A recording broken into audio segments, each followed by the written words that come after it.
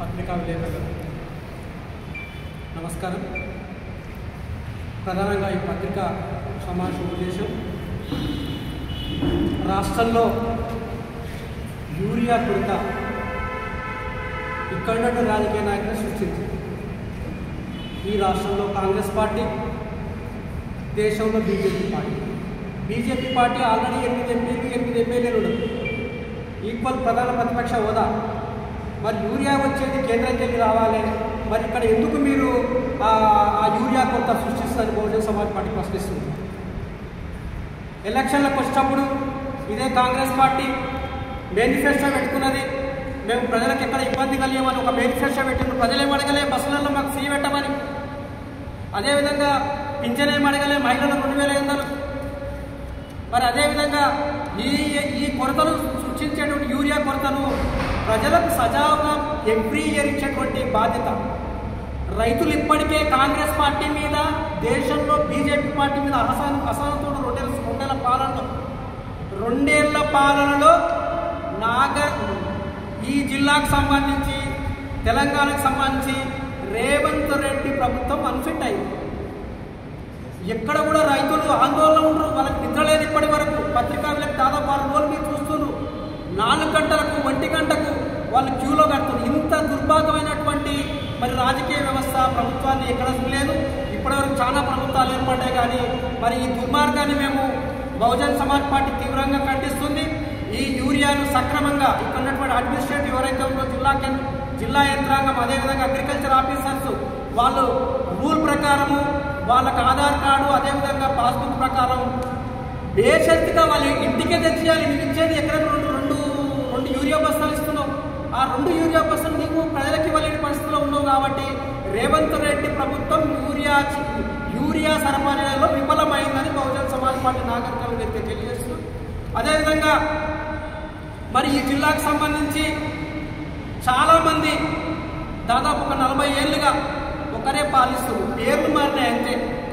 ఇంతకుముందు జనార్దన్ రెడ్డి, అంతకుముందు నాగార్జున రెడ్డి, తర్వాత మరిజన రెడ్డి, తర్వాత రాజేష్ రెడ్డి. కానీ పేదోళ్ళ బతుకులు మారలే, పేదోళ్ళ అభివృద్ధి జరగలే. ఒక ఆయన వచ్చిండు, ఒక ఆయన వచ్చి 10 ఏళ్ళు పాలన చేసి ఈ నుంచి ఆడికి బారికేడ్స్ కట్టిండు, అక్కడిక్కడ దాటకుండా. అది అభివృద్ధి? బహుజన సమాజ్ పార్టీ అంటుంది నువ్వు బారికేడ్ లైట్లు వేస్తే అభివృద్ధి? ట్యాంక్ బండి మీద నువ్వేదో విగ్రహాలు పెట్టితే అది అభివృద్ధి? అభివృద్ధి అంటే పేదోడు ఉదయం లేచి రాత్రి వరకు మంచిగా వాని అన్నం తిని వాటి నిద్రపోయేంత వరదే అభివృద్ధి. వాడికి ఎక్కడ బాధ కలిగించవద్దు. నేనేమి దేహి అడతలేరు. ఇప్పటికీ మరి కాంగ్రెస్ ప్రభుత్వం ఏం చెప్తుంది? రైతులను నిద్రపోనిస్తలేదు. ఈ రైతు శాపం కంపల్సరీ రేవంత్ రెడ్డి ప్రభుత్వానికి తగులుతుంది. ఇప్పటికే ఈ రాష్ట్రంలో మొత్తం కృత్రిమంగా అన్ని సృష్టించిపోతున్నాడు. ఇప్పటికీ యూరియా రాబోయేటువంటి రోజులలో ఇంకా ఇంతకుముందు డబ్బు అక్కడిక్కడ ట్రాన్సాక్షన్ అవుతుంటే ఇప్పటికి బ్యాంకులలో ఇప్పటివరకు లోన్లు లేవు సార్. ఇప్పటివరకు టీఎన్డీ వరకు లోన్లు లేవు. ఎందుకంటే ఆ 2 లక్షల రుణమాఫీ ఇస్తున్నాడు. ఆ 2 లక్షల రుణమాఫీ మాట్లాడితే ఇప్పుడు తీసుకొచ్చి కేసీఆర్ బిడ్డని, తర్వాత కేసీఆర్ పెద్ద సబ్జెక్టుగా చూపిస్తుంది. నేను పత్రికా విలేకరులకు బహుజన సమాజ్ పార్టీని ఒకటే ప్రశ్నిస్తున్నాం.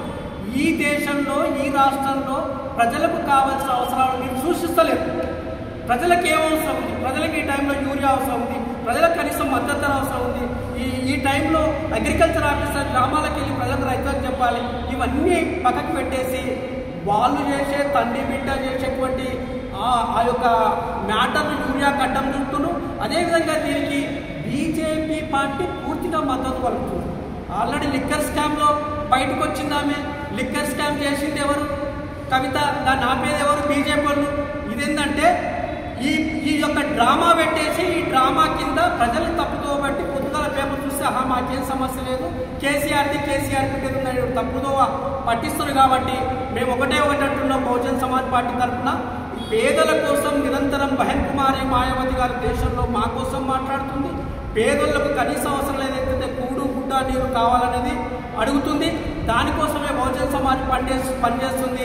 ఇప్పటికైనా రాజేష్ రెడ్డి, ఇక్కడ ఉన్నటువంటి మరి జనార్దన్ రెడ్డి వాళ్ళిద్దరేదో డ్రామా కొట్లాడుతున్నారు, కానీ పేపర్ల వరకే. కానీ మళ్ళీ బయటకు పోతే వాళ్ళిద్దరు కలిసిపోతారు. ప్రజల గమనించండి, ఈ ప్రజలు చీకొట్టే రోజు వస్తుంది. ఇక్కడ ఉన్నటువంటి 90% ఉన్నటువంటి పేద ప్రజలు ప్రజలు మొత్తం బహుజన్ సమాజ్ పార్టీ వైపు చూస్తున్నారు. రాబోయేటువంటి రోజుల్లో మిమ్మల్ని పట్టణాలకే పరిమితం చేసి ఇక్కడ బహుజన రాజ్యాన్ని సాధిస్తామని తెలియజేస్తూ ముగిస్తున్నాను. జై భీమ్, జై భారత్. ధన్యవాదాలు. నాగర్ కర్నూలు టీఆర్ఎస్ కాంగ్రెస్ నాయకుల మాటలు చూస్తే అంటే విచిత్రం అనిపిస్తాను. గత 25 ఏళ్ళ నుంచి 30 ఏళ్ళ నుంచి నాగం జనార్దన్ రెడ్డి దామోదర్ ప్రెస్ మీట్లు పెట్టి వారానికి ఒకసారి, నెలకు ఒకసారి, 10 రోజులకు ఒకసారి మీటింగ్ ప్రెస్ మీట్ పెడితే వీళ్ళు అనుచరులు నీకింత స్థాయి లేదంటే నీకింత స్థాయి లేదని చెప్పి నాగం ఇని 25 ఏళ్ళు మేము మాకు యాస్టకు వచ్చింది. డబ్బులు మేము పెట్టి పేపర్లు పెట్టుకొని ఈ నాయకులు పొద్దున్న చేస్తే మేము ఇలా ముఖాలు రాదు. మళ్ళీ వాళ్ళు ఎప్పుడు వాళ్ళు కాంప్రమైజ్ అవుతారో, ఎప్పుడు వాళ్ళు కలుసుకుంటారో, ఎప్పుడు వాళ్ళు ఉండేస్తారో, ఏ పట్ల వాళ్ళు చేస్తారో వాళ్ళకి తెలియాలి. ప్రజలారా గమనించండి. ఒకసారి నాగరికల ప్రజలారా వీళ్ళు నాటకాలు ఒకసారి గమనించండి. 25 ఏళ్ళు 30 శనిపోయింది అనుకుంటే మళ్ళీ ఇంకో శని దశ అయింది. మరి జనార్దన్ రెడ్డి మళ్ళీ రాజేష్ రెడ్డి మళ్ళీ ఎన్నేళ్ళు తినారే. నాగరికల ప్రజలారా మళ్ళీ మీ చేతిలో దండం పెడతాం. వీళ్ళ నాటకాలు ఒక్కసారి మీరు చెప్తే వినండి. మీరు ఇట్లా ఒకరి మీద ఒకరు ఆరోపణలు చెప్తే దామోదర్ రెడ్డి మరిది చేశారు, మరిజాడు దామోదర్ చేస్తారు. పప్పని ఉప్పని ఉప్పు నాయకులని చేస్తారు. మీరు పప్పు ఉప్పు తప్పులో మాకు తెలియదు, కానీ నేను కడతాను. ఉమ్మడి రాష్ట్రం ఉన్నప్పుడు మాకు విద్య వచ్చింది, వైద్యం అనేది ఎక్కడ చూసినా పాఠశాల వాళ్ళు ఎక్కడ పాఠశాల ఉంది. తెలంగాణ వచ్చినాక దరిద్రం చుట్టుకుంటుంది. మాకు తెలంగాణ ఎందుకు తెచ్చుకుందామని బాధ కలుగుతాం అన్నమాట. ఇక్కడ ఉదాహరణ చెప్తా. నాగర్ కర్నూలులో ఎండవెట్ల అనే గ్రామం నుంచి గవర్నమెంట్ హాస్పిటల్ ముందుకి అక్కడ ఏముండేది, వలస కూలి వచ్చేది. కేవలం ఎండవెట్ల వాళ్ళు మాత్రమే వచ్చేది. కానీ ఇప్పుడు ఎవరు వస్తూ ఉన్నారు? చుట్టుముట్టు పల్లెల మొత్తం ప్రజలు ఇక్కడ వచ్చి ఇక్కడ హాస్పిటల్ కూళ్ళ కోసం కొట్లాడుకుంటా ఉన్నారు. అంటే పేదరికం పెరుగుతుందా తగ్గుతుందా ఆలోచన చేయాలి. తెలంగాణ వచ్చినాక ఎట్లున్నాను మరి అన్నాడు, ఇందిరమ్మ రాజ్యం ఎట్లుందని దాబోడు అంటాడు. ఇందిరమ్మ రాజ్యం, కేసీఆర్ రాజ్యం, తెలంగాణ రాజ్యం, ప్రజల బతుకులు మొత్తం చిందర వందర అవుతా ఉంది. ప్రజలారా గమనించాలి మీరు ఈ నాయకుల నాటకాలు. ఈయనేమంటాడు, దామోదర్ రెడ్డి మరి మీద ఆరోపణ చేశాడు. నేను దామోదర్ సూటి కడతాను. ఎమ్మెల్సీ గారు, మీకు చేతనైతే, మీకు ధైర్యం ఉంటే, మీకు దమ్ముంటే, రాజేష్ మీ ఇద్దరికి తల్లి కూడా చెప్తా ఉన్నా, మీకు చేతనైతే మర్రి జనార్దన్ అవినీతి మేము చెప్తాం, మీరు అతని మీద చర్య తీసుకోవాలని చెప్పండి. ఒక్కటి నల్ల మట్టింది మొత్తం ఈ నాయకులు మొత్తం దోసుకొచ్చినాడు. నిజంగా ఆయనకి ఎంక్వైరీ చేసినాం, ఎంత ఎంక్వైరీ చేసినాం దమ్ముని చెప్పు. ఎర్రమట్టి వట్టకుండా మొత్తం తిన్నాడు. ఆ డబ్బులు ఎక్కడ పోయినాయి? మేము లెక్కలతో సహా ప్రశ్నలు కూర్చుని ముందు గతంలో కూర్చున్నాం. నీకు చేత వాళ్ళకు ఆయన చర్య తీసుకోవద్దురా చెప్పండి. అదే రకంగా మర్యాద క్యాంటీన్ అని చెప్పి 5 రూపాయల భోజనం పెట్టింది. అది మరి జనార్దన్ భోజనమా, ప్రభుత్వ భోజనమా నాకు తెలియాలి. నువ్వు ప్రభుత్వ స్థలాన్ని కబ్జా చేసి నీ బోర్డు పెట్టుకొని అసలు ఏంది ట్రస్ట్ ద్వారా పెడుతున్నాడు. ఏ ట్రస్ట్ అది? నువ్వే తీయాలి. నాగర్ కర్నూలు మున్సిపాలిటీ ఉంది కదా, మున్సిపాలిటీ ద్వారా ఎందుకు ప్రజలకు భోజనం పెట్టలేకపోతా ఉన్నావు? ఎందుకు నువ్వు దాబోడు ఎందుకు అడగలేకపోతా ఉన్నావు?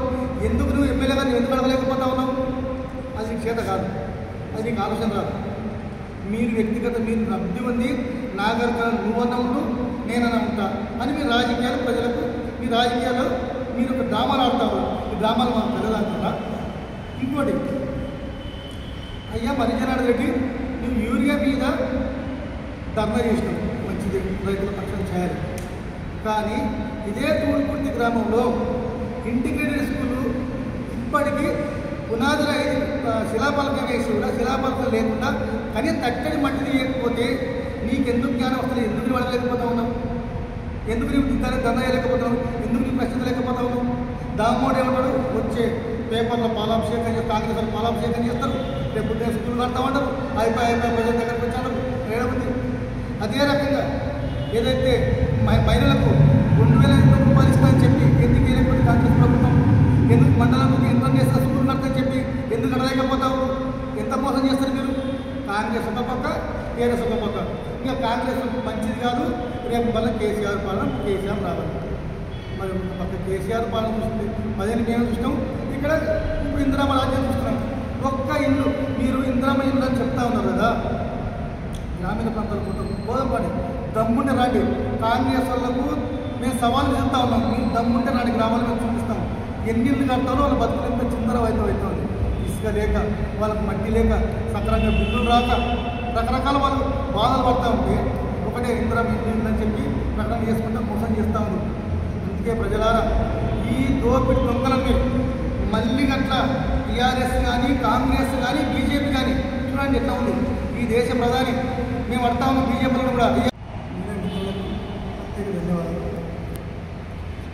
నాగరి కర్నూలు టీఆర్ఎస్ కాంగ్రెస్ నాయకుల మాటలు చూస్తే అంటే విచిత్రం అనిపిస్తాను.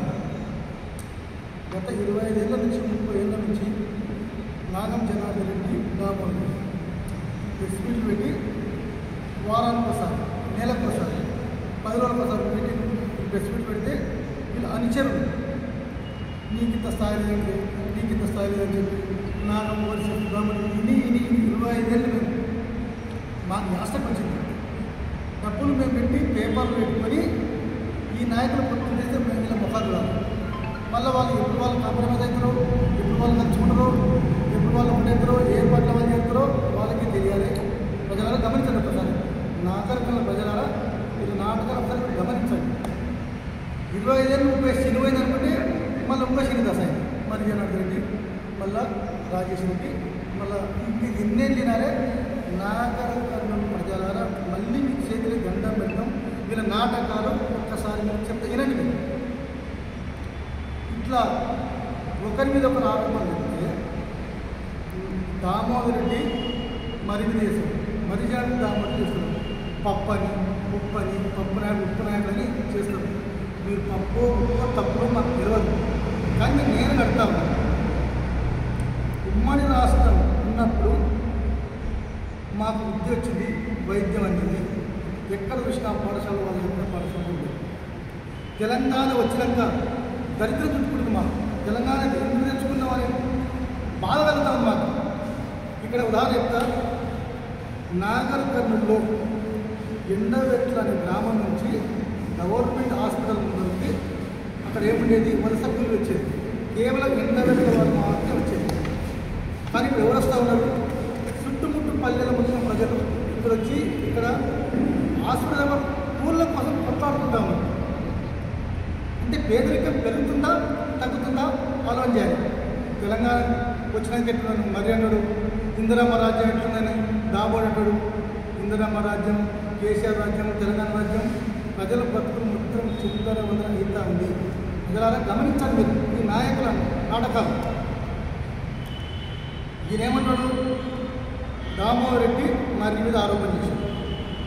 నేను దామోదర్ సూడి కడతాను. ఎమ్మెల్సీ గారు, మీకు చేతనైతే, మీకు ధైర్యం ఉంటే, మీకు దమ్ముంటే, రాజేశ్వర్ మీ ఇద్దరికి తల్లి కూడా చెప్తా ఉన్నా, మీకు చేతనైతే మర్రి జనాలు అవినీతి మేము చెప్తాం, మీరు అతని మీద చర్య తీసుకోవాలని చెప్పండి. మీరు ఒక్కటి నల్ల మట్టింది మొత్తం ఈ నాయకులు మొత్తం దోసుకొచ్చినాడు.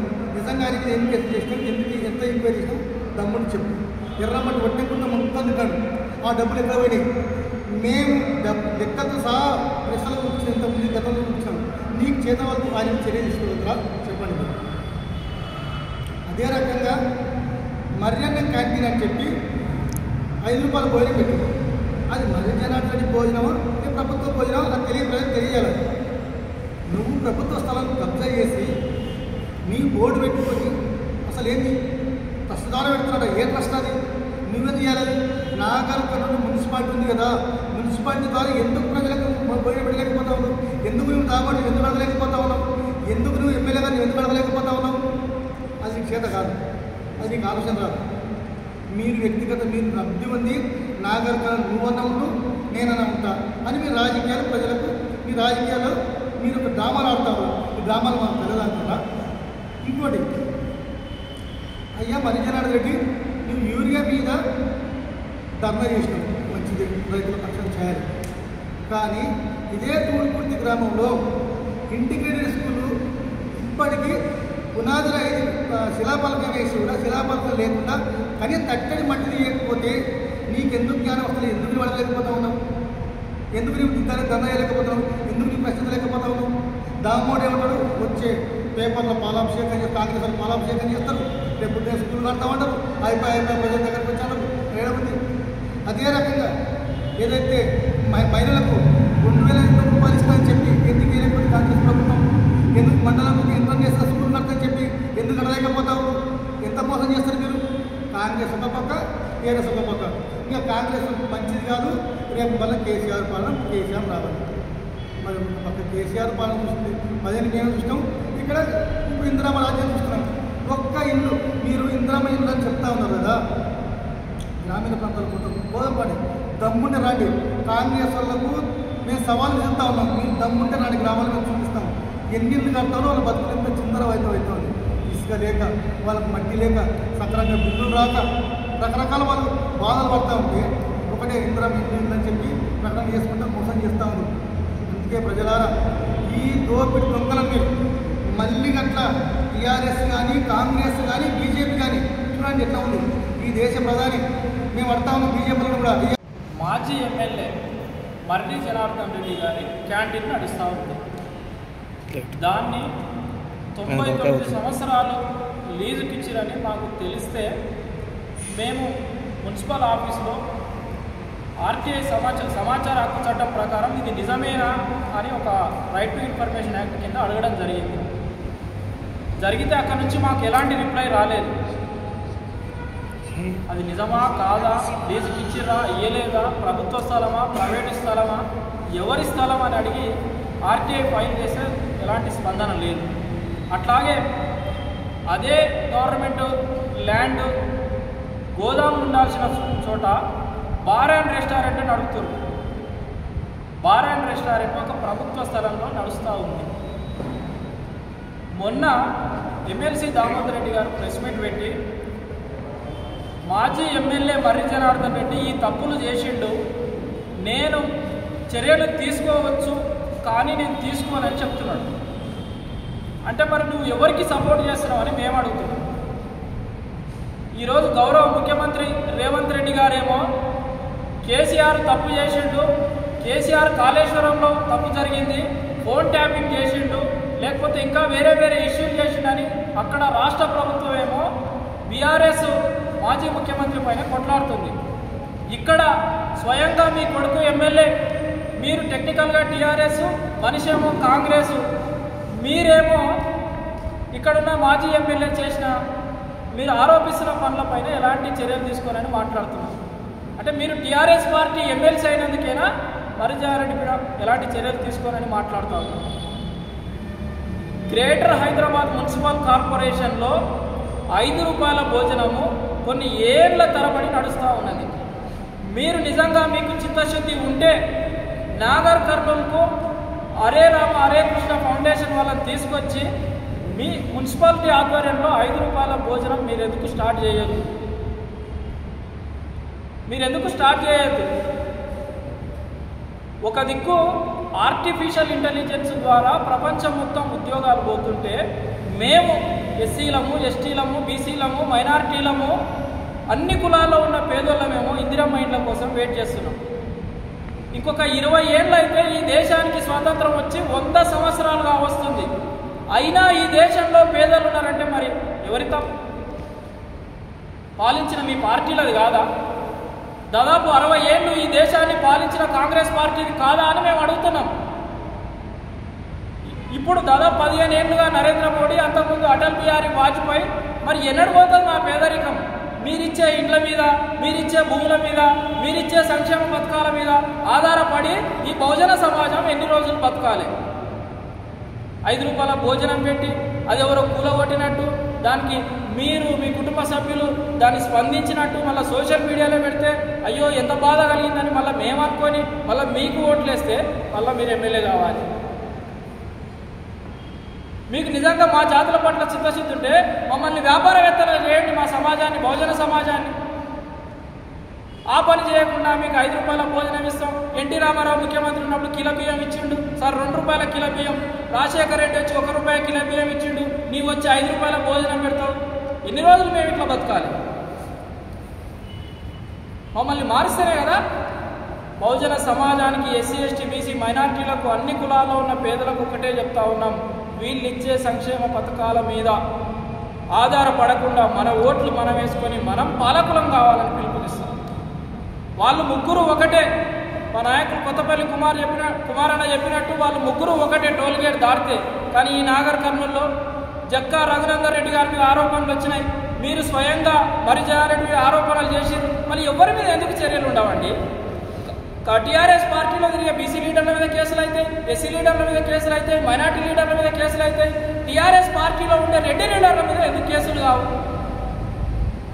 ఎందుకు కేసులు కావు అంటే ఎందుకు కేసులు కానియారు? మీరు బీఎస్పీలో ఉండి ప్రశ్నించేటోళ్ళ ఎస్సీల లీడర్ల మీద కేసులు అయితే అంటే ఏ పార్టీలో ఉన్నా మీ కులాన్ని మీరు కాపాడుకొని ఓట్లు వచ్చినాక మా మీద పెట్టుబడి పెట్టి ఆ పెట్టుబడితోని మీరు ఓట్లు వేయించుకొని మళ్ళీ మీరు చెప్పినట్లనే ఎంఆర్ఓలను, ఆర్డీఓలను, కలెక్టర్లను, డిపార్ట్మెంట్ వాళ్ళని తీసుకొచ్చుకొని కూర్చోబెట్టుకొని మమ్మల్ని నిరంతరం కష్టాల పాలు చేస్తుంది.